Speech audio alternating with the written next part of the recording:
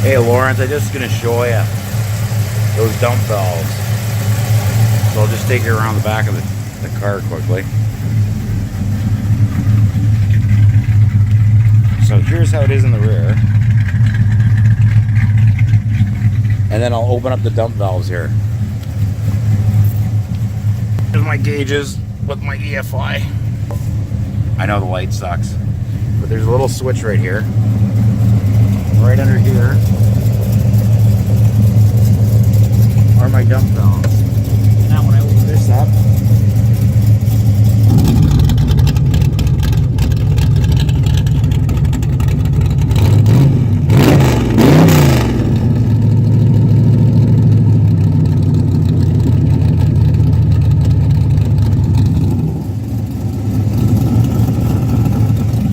sorry about the recording, but I just wanted to show you.